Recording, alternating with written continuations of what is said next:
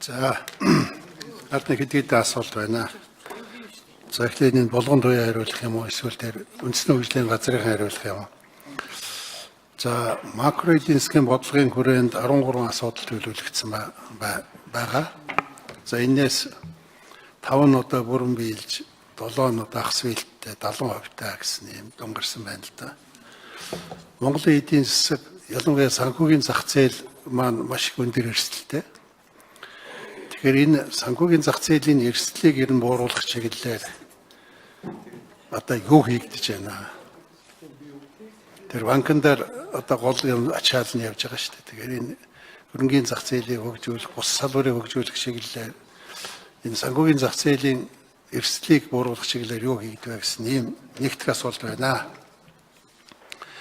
Дараагийн асуудал энэ санхүүгийн зохицуулах хорооны дэд дарга баяр сайхнаас асууя гэж. За үндсэн чиглэлд 2018 онд 3 хууль оруулж ирнэ гэсэн.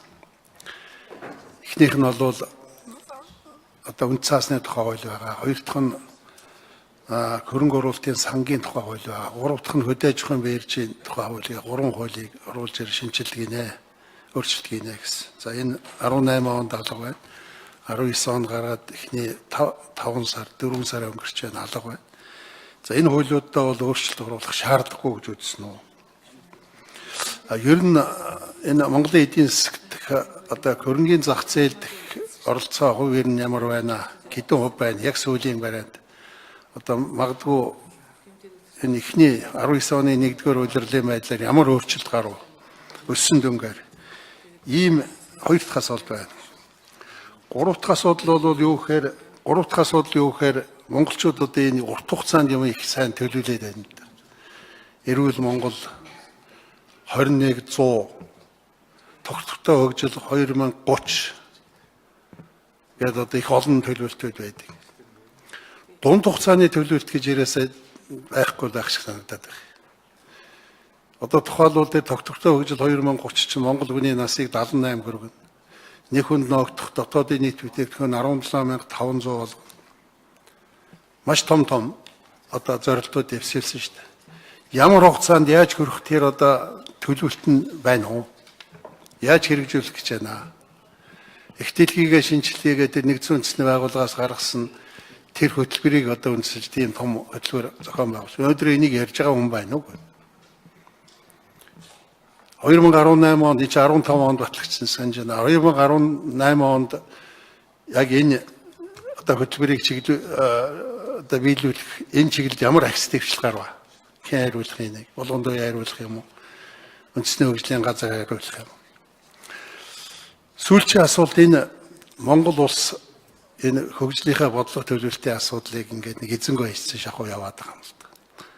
За миний мэдэх одоо 2008 он хүртэл санхүү эдийн засгийн яам гэдэг санхүү эдийн засгийн яамны нэг хэлтсээр хариуцуулж ирсэн. 2008 оноос хойш үндэсний хөгжил шинтгэлийн хороо билүү нэг байгууллага байгуулад. За өнөөдөр үндэсний хөгжлийн газар гэдээ яваад байгаа. Яамдуудтай бол тэр агентлагийн хэмжээнд харьцах төвөгтэй байдаг гэж одоо удирдлагууд нь үндэсний хөгжлийн газрын удирдлагууд ярьж байсан. Ер нь одоо цаашдаа энэ Монгол улсын хөгжлийн бодлогын төлөвлөлтийн юмыг одоо яаж авч явах ёстой юм? Хэн авч явах ёстой юм? Засгийн газрын төвшөнд одоо нэг кабинетийн сайд хариуцчихээж одоо энийг авч явмаар санагдаад байна. Энэ асуултууд хариулт өгөөч.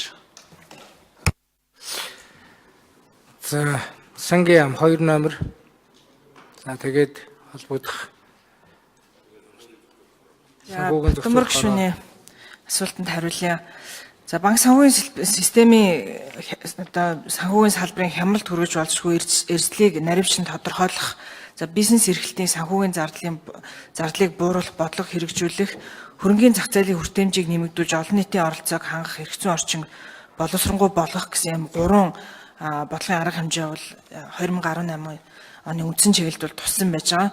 За системийн хямралд хүргэж болзошгүй ерөнхий болон тусгай ажлуудын түвшин тогтмол хяналт тавьж холбогдох арга хэмжээг авах гэдэг дээрч активын чанарын үнэлгээ 2017 онд хийгдээд үнэлгээний үр дүн бол банкуудын тэнцэл тусгаж өөрийн хөрөнгийн дутагдaltaй банкудад хугацаатай үүрэг даалгаврыг өгсөн байж байгаа. За үүнтэй холбогдсон хуулийг улсын хурлаар оруулж батлуулсан.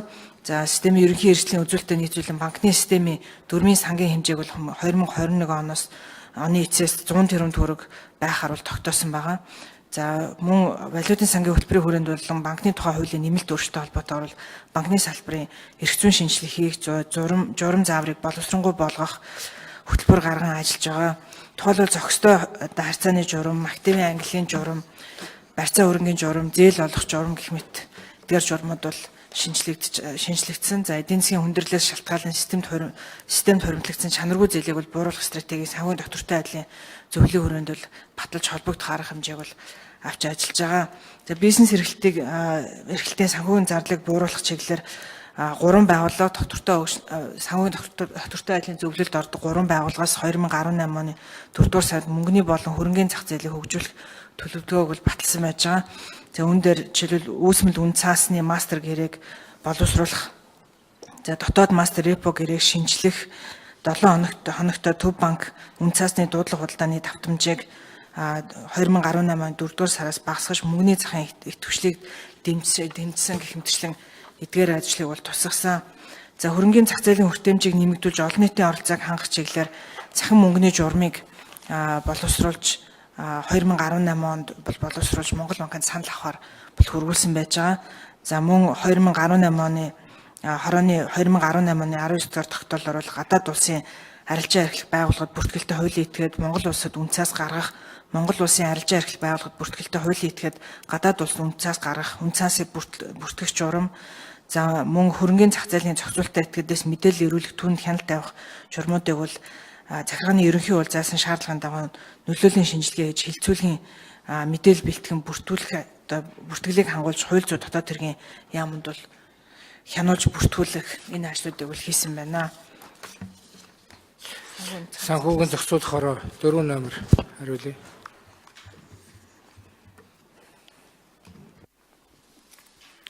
За Баттөмөр гишүүний асуултанд хариулъя. За 2018 оны хувьд бол үн цасны зах зээлийн хувьд бол нэлээдгүй бас ахид дэвшилттэй бас эргэж харахаар юм он жил байлаа. За анх удаага нийт зах зээлийн үнэлгээ бол 2.5 их найд төрлөө.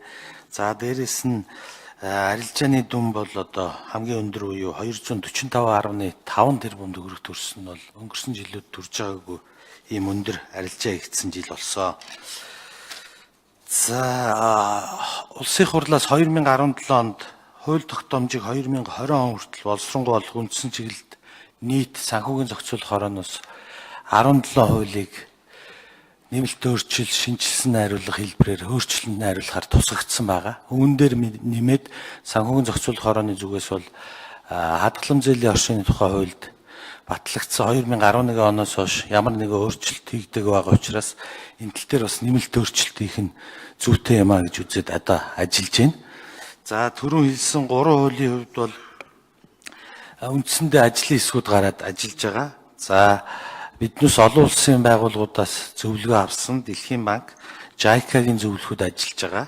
За одоо EBRD-гийн бас нэг хуулийн чиглэлээр зөвлөгөө өгж байгаа. Энэ дээр энэ үн цасны зах зээл өгөөд бас бичил санхүүгийн салбар буюу энэ банк ус хадгалам зээлийн оршууд дээр бас зөвлөгөө өгöd дуусах бах.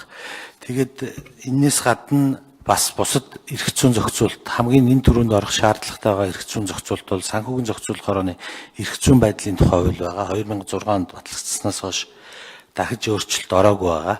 Энэ хууль дээр яралтай өөрчлөлт оруулахаар бол бас ажиллаж байгаа. Ажлын хэсгийн хувьд бол бас ажиллаад драфтыг гаргачихсан байгаа. Дэлхийн банкны 2 зөвлөх бас нэг үнэлт өгнө гэд хүлээж байгаа. Тэгээд хууль тогтоомжийн хуулийн дагуу бас захиргааны ерөнхий хуультай нийцүүлээд хилцүүлэг хийлгээд тэгээд өргөн бариад орох байхаа гэсэн бодолтой байж байгаа. За ер нь хөрөнгөний зах зээл дээр бол бас ямар акц дэвшил гарваа гэд асуух шиг болно лээ. Өнгөрсөн онд бол нийт 8 компани IPO гарсан.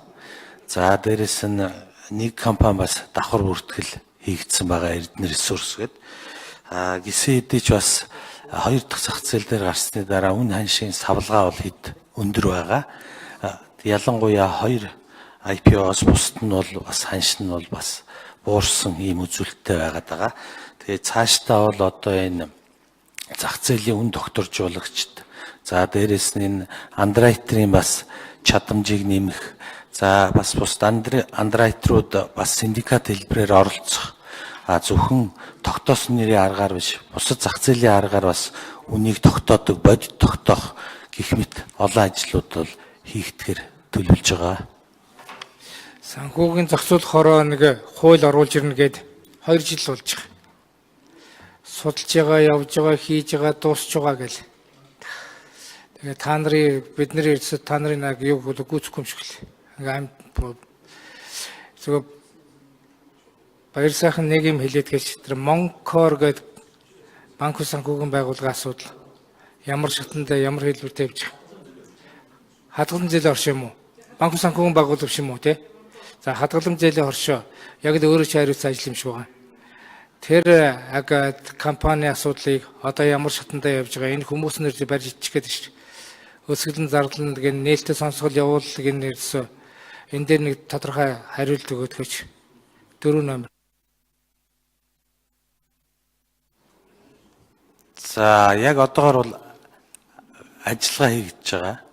Өчигдөр биднээс бас энэ талаар ярилцсан. Тэгээд энэ цагдаагийн хажуугийн өргөдлийн байнгын хорон дээр одоо яг Монкор биш зүгээр хадгалан зээлийн оршуудын өнөөгийн байдал тулгамж байгаа асуудал гэдэг энэ дээр бас лавлгаа аваад ажил явагдаж байна.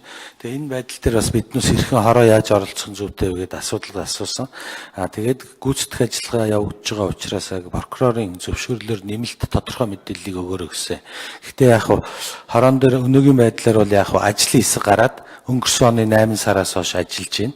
За нэлээдгүй ажиллагаа хийгдсэн. Бас тодорхой биднүүсийн одоо урьдчилсан дүгнэлтээр бас гүйцэтгэх удирдлагатай холбоотой бас залилангийн гэх юм уу ашиглангийн юм үлдэгдсэн байж магадгүй гэсэн учраас цагдаагийн байгууллагатай прокурорын зөвшөөрлөөр хамтраад ажиллаж байгаа. Тэгээ нэмэлт тодорхой материал байх юм бол та бүхэнд бас хорооны гишүүд тусгаалаа төргүүлэхэд бол бэлэн байна. Санхүүгийн зохицуулах хороо бол олигтой хэн чадаагүй юм гэдэг л ийм л юм яригдж байгаа шүү дээ. Алган зээлийн оршооч, банк ус санхүүгийн байгуулагч бай. Одоо нэг банк дампуурсан. Одоо тэгээ дээрэс нь хадгаламжийн тэр одоо тэр байгууллага нь бас дампуурж байгаа энэ төр гэл. Энэ төвөгтэй байдлууд гарч ирэл ах шиг. За гишүүд асуулт асууж тодруулах юм байна. Мөршөө. Тэгээ үг хэлэхдээ нь яг үү те зандаа за гишүүд асуулт дуслаа. Одоо үг хэлэх гишүүднээсээ өгье.